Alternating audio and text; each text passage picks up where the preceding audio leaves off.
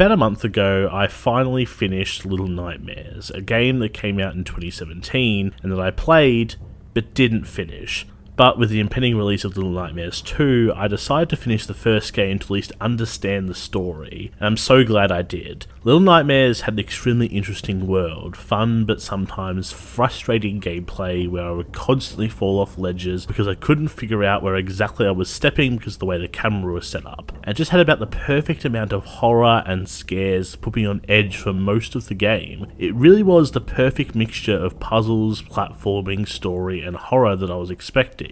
And with Little Nightmares 2 on the horizon, all I could think was if they fixed some of the perspective problems but kept everything else the same, the Little Nightmares 2 could be even better than the first game. What I didn't think was that Tosea Studios would double down on the story, atmosphere and horror and make a game that scares the absolute crap out of me. So here is my quick review of Little Nightmares 2.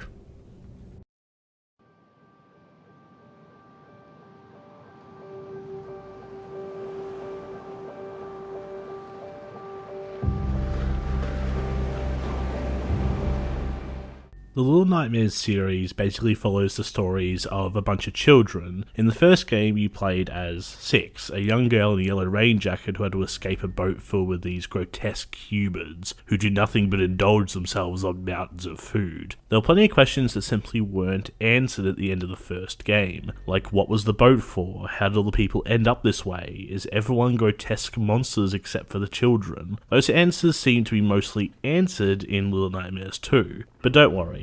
Little Nightmares 2 might answer some questions, but piles even more unanswered questions on top of those ones. Obviously, if you've played both the first and second games, then you have no problem with spoilers, but if you haven't played either of them yet, then this is your jumping off point to go and play them.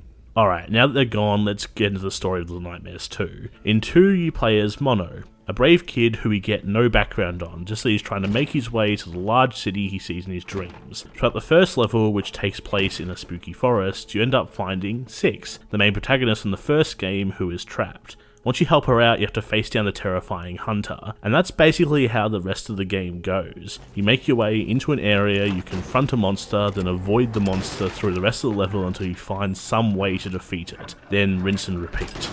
Now you might be thinking that this would get pretty boring after a while, but it doesn't. In fact, Little Nightmares 2 amps up both the tension and the horror all the way through to the end. Just when you feel like you've gotten the hang of something, the game will throw another terrifying monster at you to overcome. There were so many times during my playthrough of Little Nightmares 2 that it would just make me stop, too terrified to move. The part that comes to mind the most is in the old hospital. Inside the hospital there are heaps of mannequins scattered around the place. They're unnerving, but nothing jumps out at you yet. At one point, you need to find a key to make your way into a workshop which so happens to have no lighting, so you use a torch. As you make your way through the dark corridors, you hear things moving throughout the shelves and furniture at the back of all the rooms, until suddenly you're attacked by a mannequin hand. And this isn't the first time you will face these things, because unlike the first game, Mono can fight back. So you can use planks of wood to smash the hands to tiny pieces. That is until you find yourself in a room full of mannequins. And it ends up like the episode of Doctor Who where the Weeping Angels are introduced. The mannequins will chase you if the light is not on them, and they move in the most terrifying way. Just look at the way that thing moves. And you have to run through an entire room full of them, and they will chase you until you figure out a way to escape. It's the perfect way to do horror. The slow build up where you think the worst thing you're going to fight is the mannequin hands, then you have to fight off a swarm of weeping angel-like mannequins. Little Nightmares 2 has heaps of these kinds of moments, and while Little Nightmares might not hit the same levels of horror as say Resident Evil Village, it still keeps me on the edge of my seat while I'm playing. Now let's talk about actual gameplay. Little Nightmares 2 plays a lot like the first one, but there have been some very nice changes. In the first game, a lot of my deaths were me doing this.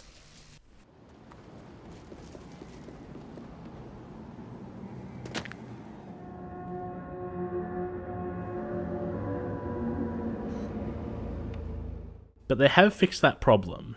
Now, when you're about to walk from one ledge to another, your character seems to automatically step onto it, even if your joystick or mouse isn't aimed directly towards that ledge. In the first game, you had to be precise. If you weren't perfectly aiming where you needed to go, you would fall off, and that was a problem because of the perspective. Sometimes you can't see exactly where the platform ends and where your character is standing on that platform. This is also a problem in games like Crash Bandicoot. The only problem with those games is that you need to be precise in your jumps, otherwise you will fall to your death. Little Nightmares doesn't need that so much, and I feel like that was a complaint a lot of people had about the first game, so you don't need to worry about that in the second game as much. The level design in Little Nightmares 2 is equally amazing. It only works mechanically, with each level having a new gimmick for you to try out, the way you can turn these TVs on and off to teleport your way through the level, but they also work thematically as well. A lot of platformer/puzzle games will give up on having an interesting world for the player to run through to instead favour mechanics. And that's fine, especially in games like Spiral or Crash. But Little Nightmares makes sure that each room you move through feels lived in. The puzzles you need to solve feel natural in a way, like the puzzle wasn't put exactly there for you to solve, even though the developers did design it to be that way.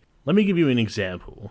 In the newest Resident Evil game, you end up in a castle with a terrifying giant vampire lady that hunts you through the entire palace. And a lot of the doors in the castle need to be opened with some sort of key or amulet. It's absolutely bizarre having to run around and pick up these random keys to unlock doors in a castle that is already being lived in. The vampires that live in the castle wouldn't spend all day going around solving puzzles just to be able to go to the bathroom. And that's what I mean. These puzzles are in place for the player to solve, and it takes you out of the experience because you can put together exactly what puzzles you need to solve to get through a certain door. It's almost like you can see the gears turning behind the scenes of an amusement ride. While Little Nightmares 2 hides these things perfectly, each puzzle feels like it's part of the world, and if that isn't mastering environmental storytelling mixed with interesting mechanics, then I don't know what is. Now, the story of Little Nightmares series has always been a bit vague. We aren't sure what this world is, while the people have been turning into either greedy monsters or lifeless husks watching television, but we can talk about Six, our main protagonist of all three games. Yes, all three, because after starting this video I realised there was in fact another game set before Little Nightmares 2 called Very Little Nightmares, because it turns out that Little Nightmares 2 is actually a prequel, as almost a villain origin story for both Six and Mono. There was a secret ending for Little Nightmares 2 where Six, after she lets Mono fall to his supposed death, comes across a picture of the Maw, the large boat from the first game, and her stomach starts to rumble. I loved the ending of this game. The whole time I was trying to protect Six, wondering why she lost her powers that she used to escape the Maw. But it's a prequel story, so those events haven't happened yet. In the end, Six leaves Mono for dead, selfishly continuing her journey to the Maw. Mono then spends a large amount of time alone, festering in his resentment of the only friend who had ever betrayed him.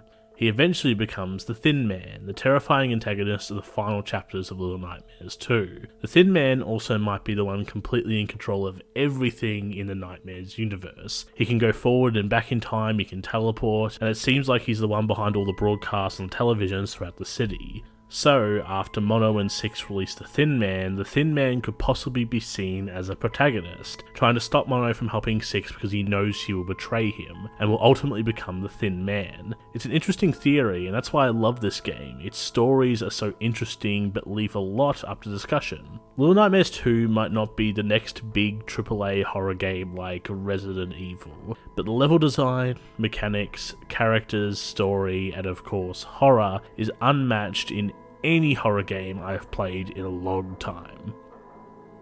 Thanks for watching.